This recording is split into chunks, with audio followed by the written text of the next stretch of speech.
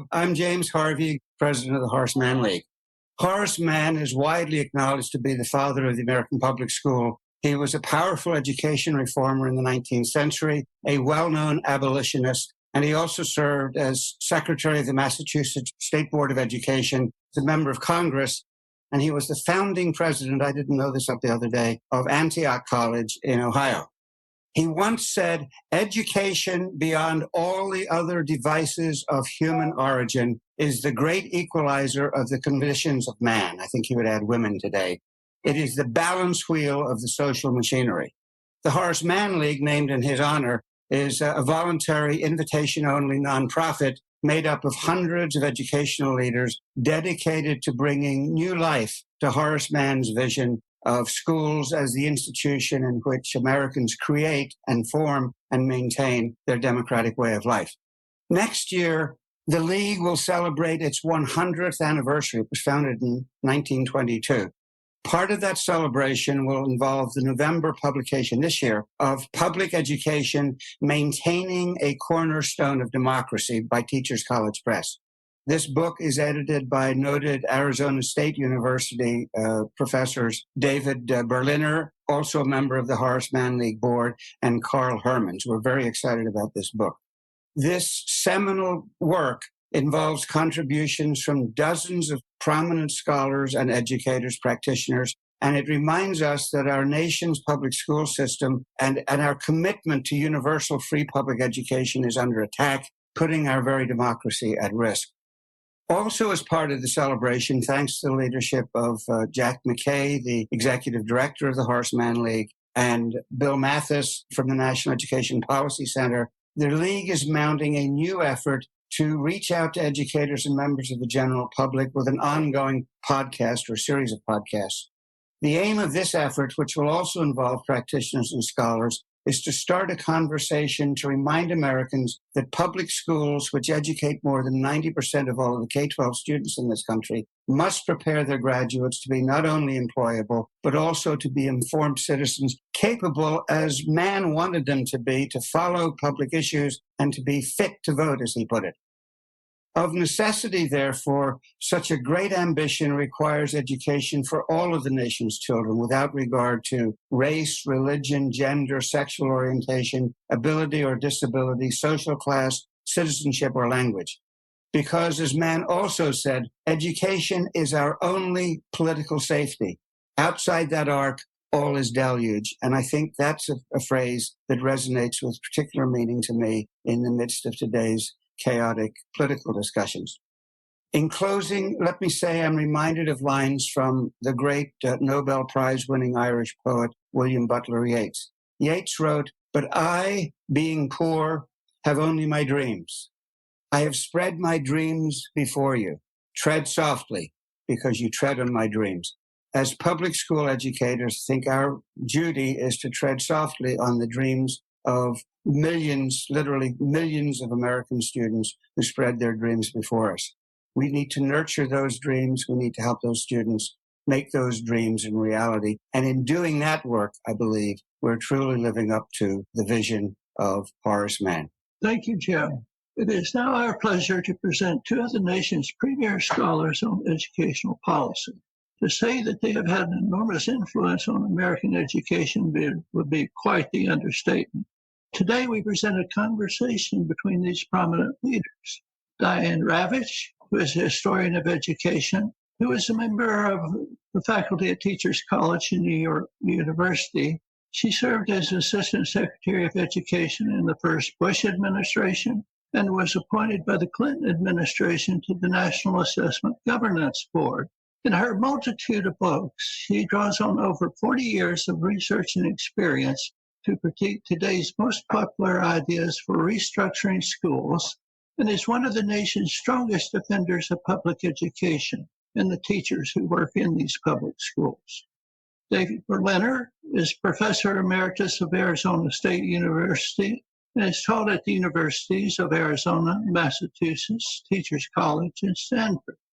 He is a member of the National and International Academies of Education and is the past president of both the American Educational Research Association and the Division of Educational Psychology of the American Psychological Association. He has won numerous awards for his work, authoring or co-authoring over 400 articles, chapters, and books. He most recently served as co-editor of Public Education, Defending the Cornerstone of American Democracy, which is due out in 2022, a volume which features both David and Diane. Let's get started with Diane. Diane, the common school evolved as a means for unifying a nation and its people. Have we lost this concept of common knowledges and values? And if we have, what are the implications? Bill, I would have answered that question differently about 5 years ago. It seemed as though, despite all of the things that Americans do not have in common, the common school survived as the glue of communities. It's struggling now. It's struggling because it's under attack. But after 5 years of fake news and of people not even agreeing on basic facts, it's hard to say that the common knowledge is there. The schools are supposed to teach that common knowledge, but we see a growing minority, still not a huge number, but about 10 or 12% in some states, peeling off to be educated in religious schools because the state is paying for it, which is something that Horace Mann never envisioned. And also this invention of charter schools, which currently enrolls about 6% of our kids. And the charter schools teach whatever they want. They're free to admit the students they want, as are the religious schools. So we're seeing today an effort to unwind Horace Mann's vision of the common school. The common school now enrolls, I think Jack said earlier, 90% of American kids. I think when you put together the charters, vouchers, the religious school enrollment, the private school enrollment, it's probably close to 85%, but it's still the overwhelming majority of American children. David? Well, I think common knowledge and values still exists, but due to the media in particular, it makes it seem much more like a fragmented society. It makes it seem otherwise. But in our common schools, I think 50 million or so kids learn from teachers and texts, some of what I learned 70 years ago in PS 79 in the Bronx. I spent some time listening to the valedictorian speeches this past June, and I'm convinced that if an analysis of those thousands of speeches were undertaken, we'd say loud and clear, American values are fine and its future is in good hands. These kids were terrific, articulate, patriotic, caring. I was really impressed. That doesn't mean we don't have problems that need to be addressed. The stupidity of opposing discussions of race and bigotry and class in our country is a shame. And you can't learn the values to respect if you don't discuss these things in a setting like a school. It's putting one's head in the sand. But our public schools need to teach so as to shape the values we aspire to. And that's the same fear I share with Diane of voucher and charter schools. They may not do that job. There's no reason for them to do that job. They're separate from society, from the common society. These schools are schools of choice, and they do the choosing, both of curriculum and of the kids. And it seems to me that it's going to be very hard to have common values as the percentage of kids in charter and voucher schools go up. They will not have common values. When I grew up, the public schools and the Catholic schools didn't even have the same values. Private schools, separate schools, non-common schools are likely to be a divisive force in society. You had mentioned there pieces of the critical race theory was coming out in implication. Is this part of the picture? Well, I think that this has become a huge issue. In large measure, it's been whipped up by the Republican Party, hoping to find a cultural wedge issue for the election in 2022, and demonizing public schools and demonizing teachers and saying, in effect, our public schools are indoctrinating our children to be solely identified by their race and their identity. And it's all nonsense. The public schools don't indoctrinate anybody, and they emphasize critical thinking. I had reason to think back on my own public school education in Houston, and it was a common school, but the history was completely whitewashed. We didn't learn anything about Black history. So when I read Nicole Hannah-Jones's essay, The 1619 Project, I thought it was brilliant. And I suspect that most of the people who are attacking it have never read it. And if they have read it, they're ashamed of what they read. because she has, you can quibble with interpretations. This is a history that we have to acknowledge.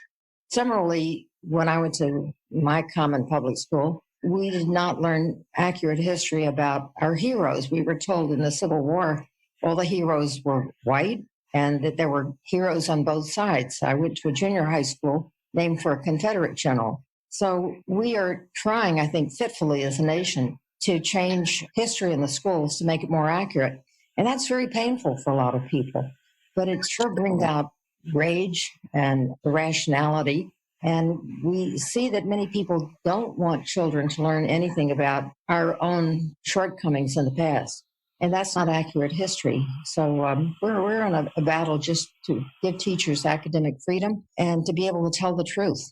I can't add much to that, but critical race theory scares some folks, I suppose, just as critical constitutional theory would, or critical theories of capitalism do, and critical theories of sexuality. But that's what careful scholarship is about, is trying to illuminate these areas of human life that are so crucial to us. But I was struck in reading about the big brouhaha was how close it was to something that happened 100 years ago, which is the Scopes trial. That was literally critical evolutionary theory. That's what it was about. It was somebody saying that, the whole thing didn't happen in 7 days. You want to believe that? That's fine. That's faith. But the fact of the matter is, there was probably thousands and 10,000s of years of evolutionary process from single cells to apes. And that was the trial, the monkey trial, as you remember. And that was critical evolutionary theory. And of course, it was a big brouhaha because it attacked the values of the society. The good news is, when we came out the other side of that, that kind of faith in the Bible is now restricted to a much smaller number than was true in 1920. So the society does move on. Evolutionary theory is taught, even in Texas.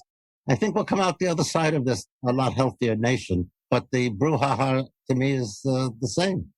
Why was it so intense, or why has it come about so intensely here in just the last year or so? What social forces are driving this with such intensity? My own view is that, and I said this before, it's a cultural wedge issue. The Republicans have a lot to be embarrassed about, like the January 6th insurrection and this notion of fake news and labeling something that is true as lies. So to divert attention from this, they have fastened on critical race theory. I knew the man who supposedly was the founder of critical race theory, Derek Bell, who taught at Harvard Law School. He was the first Black tenured member of Harvard Law School, and then he resigned from Harvard Law School because they wouldn't tenure a second Black person.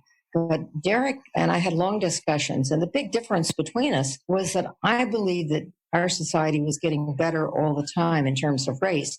There was more opportunity than in the past, and that we would continue to see a gradual improvement. And he believed that the changes had been quite superficial, and that since the Brown decision, very little had changed for Black children. There were a few more integrated schools, but the basic institutions of America continued to be stained by racism.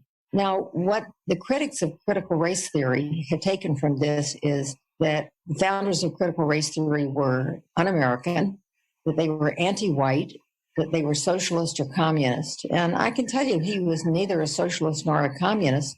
He was a Black man who felt that our society and our laws and our institutions are shot through with racism.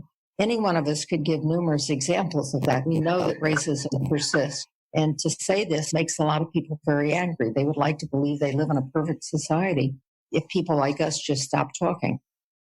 And my answer to that would be that the racism that was obvious in schooling, in jobs, in selection, in the army, well, we haven't overcome all of that. That was being dealt with. And lots of people said, yeah, that's unfair. That's wrong. What critical race theory does is bring out the subtleties, 1,000 little microaggressions that occur to people. And I think that makes people much more uncomfortable because they don't realize how racist some of their actions are, how hurtful they are. And I think critical race theory does a pretty good job of that. When I taught educational psychology, I used to give the class a 3x5 card. Everyone got a 3x5 card. On a third of them was written Charles Brown. On a third of them was written Charlie Brown. And on a third of them was written Chuck Brown. And I gave the cards out and I said, tell me about this person. And then I would read the absolute incredible biases that go with Charles, Charlie, and Chuck. They have images in their heads of Chuck is a jock, Charlie's at a bar drinking beers, and Charles is an insurance salesman. It's so ingrained in us. And I think what critical race theory has done is point out the 1,000 little subtle stereotypes we have and the 1,000 ways we encounter or others encounter racism. I remember the first time I had an anti-Semitic interview in which the person was clearly anti-Semitic. You don't know how happy I was because I grew up in New York and I had not suffered anti-Semitism. So I finally got a sense of what that means in the subtle ways. I think that's what critical race theory is doing today. Well, I also think it's important to point out that what kicked off this current rage was, first of all, the Black Lives Matter movement, which a lot of white people, particularly in rural areas and who don't live in a multiracial society, found very offensive. But then the real lighting the fire was the murder of George Floyd. And this was a worldwide reaction about the racism, because I think if someone were to do what he did, he apparently tried to pass a $20 bill that was fake to buy a pack of cigarettes. If that happened in my neighborhood, the police might be called, or they might not be called at all. But if they were called, they would say, "Excuse me, sir, I think you've made an error." Lead him back into the store and say, "Give back the pack of cigarettes." The overreaction, I think, was very familiar to many Black people because they see their children criminalized. They have to give them a talk about what to do if a policeman approaches their car and to immediately show that they're not armed, they're not dangerous. But I don't have to give that talk to my grandchildren. So, these are the kinds of everyday slights that are just hugely different, and we don't want to talk about it. And so I think that's where the attack on critical race theory is basically people have no idea what it is. And several states have now banned the discussion of racism, which frankly, I don't see how you can teach American history at all without talking about slavery and racism. We see that there's a lot of emphasis on market-based education and using this as our basic theory, our philosophy of education. Do you think this is really true? Or is this really an excuse to cover up a lot of racism and class differences that we just don't want to face? Well, if I can kick off first again, I think it's all a ruse because a free market would mean a free market. What the advocates of charters and vouchers want is they want the government to support non-public schools. So it actually is not a free market. But what's happening with the advent and expansion of charters and vouchers is we see many of them recreating segregated schools, white schools, all Black schools. And so we see many very wealthy people supporting this activity and saying it really doesn't matter if schools are all white or all Black. So we're both rolling back the Brown decision and at the same time undermining the common school, which they never believed in anyway. There has been this undercurrent of antagonism towards the common school, but it has never been as virulent and as well-funded as it is today. Yeah, I would just add to that the evidence in Arizona, and I've written about it, and others have too, is some of our charter schools here, they don't take any special ed students. They don't want the extra money. They would like the extra money. They don't want the extra time and costs involved with special ed kids. They don't want any of the bilingual kids because it means extra work and it's costly. So what you're doing is setting up a charter system that right from the start excludes special ed and language minority kids. I mean, it starts with those two. It also excludes lots of other kids, kids of parents who have been in prison because you have to go through parental interviews for many of these schools against the law. They can't have parental interviews, but they do it anyway. These are not democratic institutions, and our public schools try to be. And as these expand, I worry like Diane does, as these expand, we're seeing an anti-democratic movement within our society. I think that one of the strangest things about this period is that there are legislators, and I think particularly right now of Ohio and Florida, that are anti-public school and that make more and more rigid rules for the public schools. The kids can't pass out of third grade unless they can read at the third grade level and all sorts of rules and regulations. And then they spend billions of dollars on schools that aren't regulated at all. Yeah, a little paradoxical, don't you think? played with that a little bit further. Common school has been historically characterized by the teacher in front of the classroom and injecting inert knowledge is certified by examinations. And is this an idea whose time has come? Is it something that should be gone? What will schools have to look like? We have a very unstable kind of society that you all have portrayed, but what's going to get us through as a nation? Well, it seems to me that the schools are not static. They have not been static. This is like the Betsy DeVos line that schools are factories and they haven't changed in 100 years. They've changed in many ways in 100 years. Brown decision and the inclusion of students with disabilities and the demographics have changed dramatically. And teachers are far better educated today than they were 100 years ago when they were barely educated at all. But I think that there will be more change. I don't think the change that will have the kids in front of a computer all the time, because right now parents are pretty sick of being the teachers at home. And if the pandemic has taught us anything, it's the value of person-to-person instruction. What I do think will change is the emphasis on testing, because the shift to making everything standardized has played or revealed the standardized tests are a very accurate measure of family income and family education. There are poor families where the kids do well, but they're outliers. And there are rich kids who are dumb, and they're outliers. If you look at the results of any standardized test, you're basically measuring family income.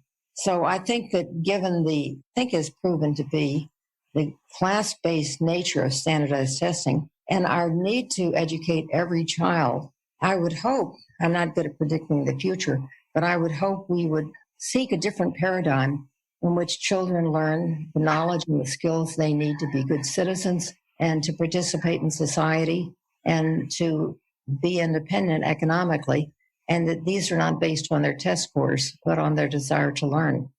I have very little to add to that. Again, I've been fighting the test score battle for a long time. There are studies that show you can predict the town's test scores on 3 variables: the number of single parents in the district, income in the district, the education level in the district, and I can give you the scores within a point or two.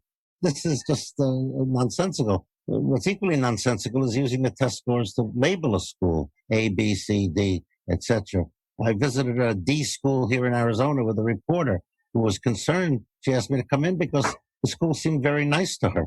And I said, what you're looking at are great teachers, a great principal, lovely kids, and low test scores because you're in one of the poorest schools in this district. She just didn't get it. And it took a while for me to let her understand that the letter grades based on test scores are separate from what goes on inside that school when you do have quality teachers and quality leadership and decent folks, as most teachers are, trying to do a good job. So what perpetuates this use of an achievement test as being the measure of schools and a measure of education? The only thing I can think of is that people in Washington, D.C. and people in the state capitals are fixated on test scores. And maybe we haven't come up with either the adequate information to debunk them, although I think we have, but they don't have a replacement for test scores, so they cling to the test scores as though this is all that matters.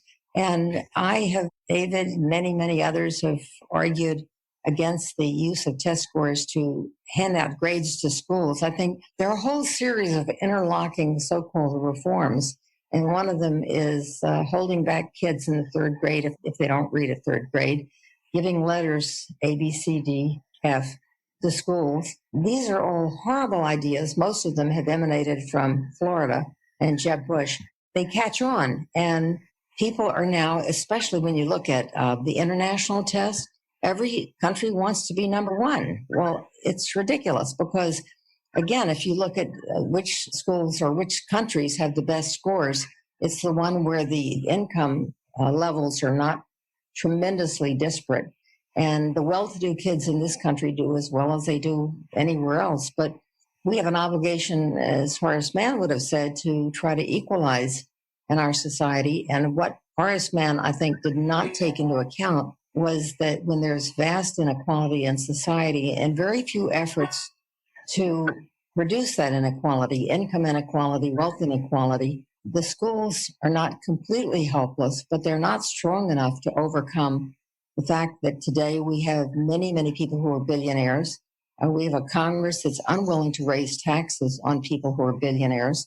And we have a far greater number who are living in poverty.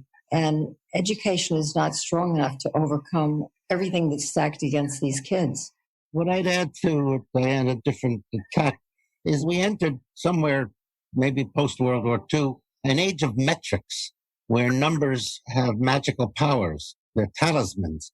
And when you enter the age of metrics, you have to put a number on everything.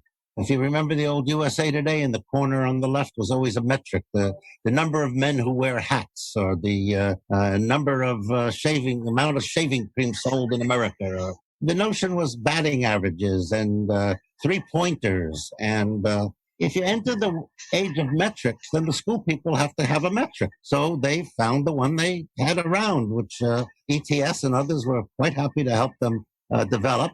And so we got these standardized achievement tests, which provide the metrics. The question is, what's the validity associated with those tests when you're making certain kinds of inferences? Like the school I was in, a D school, that was a wonderful place. You're getting full. The metric has the illusion of science and rigor, and things that have numbers are strong. The fact of the matter is, education is really a lot about qualitative work, about interrelationships between teachers and kids. And you can't put metrics on that. And that's what happens every time you walk into a great classroom. You can't give it a number. It's just a wonderful thing, like a wonderful family. You can't give it numbers. They work well.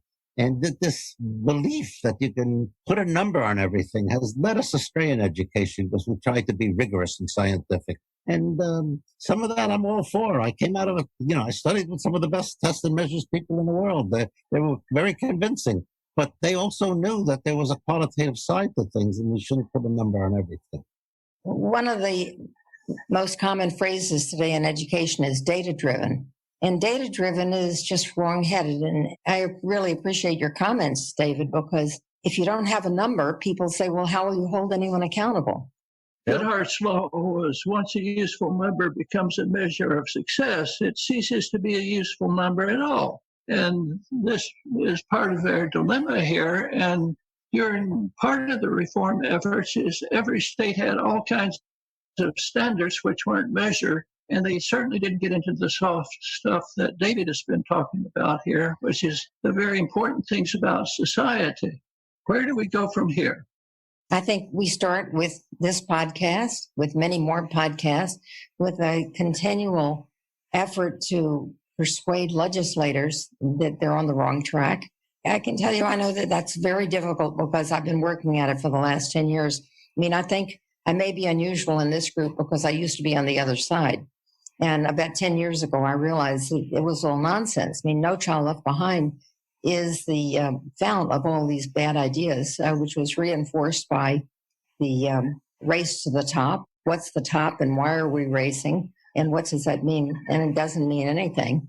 And the Every Student Succeeds Act, there is some kind of a fallacy that our legislators have taken seriously, which is that if we have the right strategies, if we have the right reforms, if the right punishments are in place, then everybody is going to be proficient. And there will be no variation in scores at all because everyone will reach the top.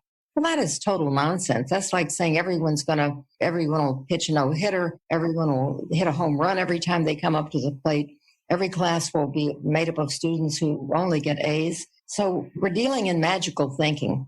And I think our job now is how to pierce the magical thinking.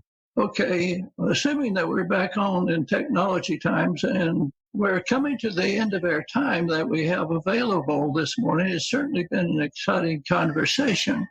And David, you had mentioned that schools are really a huge endeavor, and they are really serving around 50 million or so students, and they're remarkably safe, nurturing, vibrant, and serving both our democracy and business as well. Any comments on that? We're not only in an age of metrics, we're also in an age of the kind of bloody news headlines. And so every incident that's negative gets a headline in a local newspaper or national newspapers. And we make so much out of the incidents. And, if you got 50 million kids in school in 98,000 schools, you're going to have an incident every day. Okay. The question is, if you have one incident a day under those conditions, you've probably got a wonderful system. But that one incident is going to make the front page of a local newspaper or a state newspaper. It's almost like the newspapers, the rule of if it bleeds, it leads. That's the newspaper motto. So the public ends up believing that lots of bad things are happening in schools, when in fact it's just the opposite. Lots of good things are happening in schools. And you can't shift that with certain kinds of newspapers like the New York Post. It just doesn't shift. That's what they live on, stories like that. If I may add to that, the other side of this is that we have several thousand charter schools and many, many religious schools receiving vouchers, and many scandals associated with the charters and vouchers. I think California had a scandal where the head of a virtual charter chain stole something like $300 million. It's not news. It's not big news. It wasn't widely reported. He and his partner are making restitution to the state. In Ohio, there was a virtual charter school that had the lowest graduation rate in the country. And yet because the owner of it was run by a for-profit corporation, the owner of it gave millions of dollars to Republican leaders in the state Senate, a few Democrats as well. He was never held accountable. And then when they got around to saying, well, how many students are actually in the school? You seem to have a lot of family students. Pay back of the $1 billion you received, how about paying back 80 million? And he said, rather than pay back 80 million, we're going bankrupt. So $1 billion was paid out over 20 years to a horrible school with bad graduation rates, low test scores, lots of kids coming and going. And I could, go on for longer than we have talking about the charter schools where the owner stole money, where the owner used the school's credit card to buy all kinds of fancy things. And yet that never seems to affect the state's enthusiasm. And I have to say the reason for this is that the charter sector is supported by many, many billionaires. And I've written about this in my most recent book. I actually listed all the billionaires I could find and subsequently found that there were billionaires that I hadn't found who support charter schools. It's because the financial industry operates, without a school board, and they think that school boards are terrible. And everything should be privately run. And if it were privately run, it would be more effective and more efficient. And so there are billionaires like Bill Gates, Michael Bloomberg, Reed Hastings, the DeVos family, Charles Koch. The Walton family, and even the U.S. government gives $440 million a year to the proliferation of charters. And the Biden administration has not rolled that back.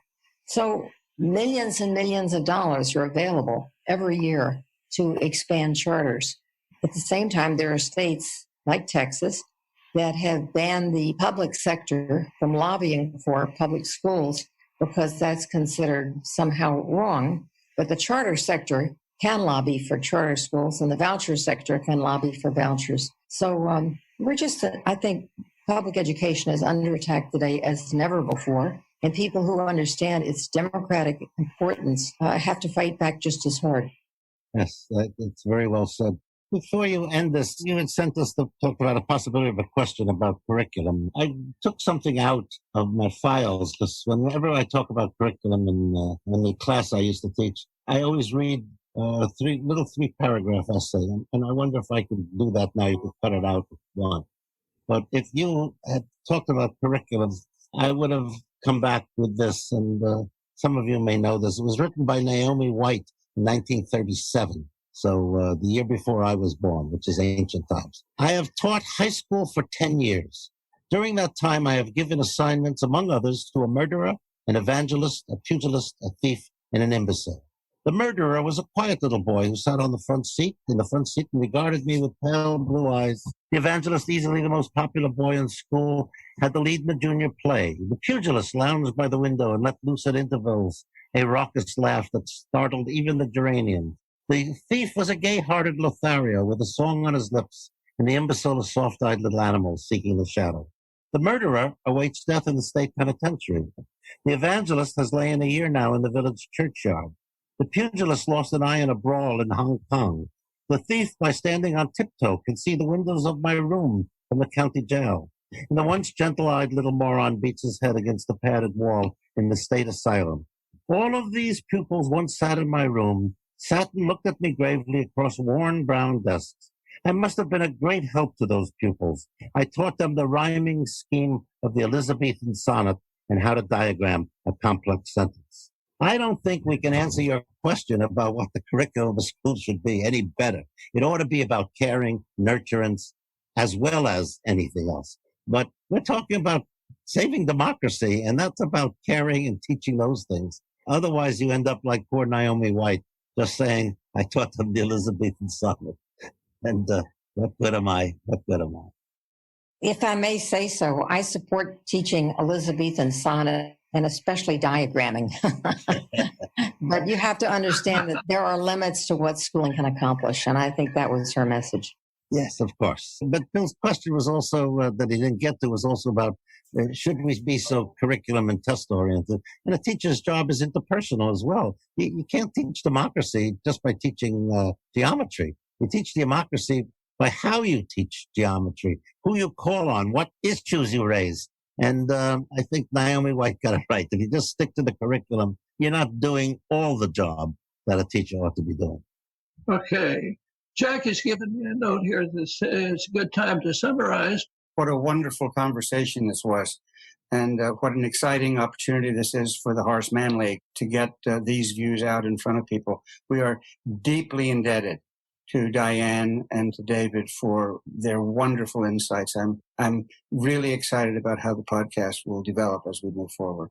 Well, thank you. I can't think of anyone I'd rather have a conversation with than David Berliner. Glad we both, with our little bovine and porcine hearts, are able to express ourselves. Indeed. Well, we thank you both. Our pleasure, I think. It's our patriotic duty to try to save education. It's not just, all of you are involved in the same thing. Public education, if it doesn't survive, I don't think our country will survive either. So we're in it to save America.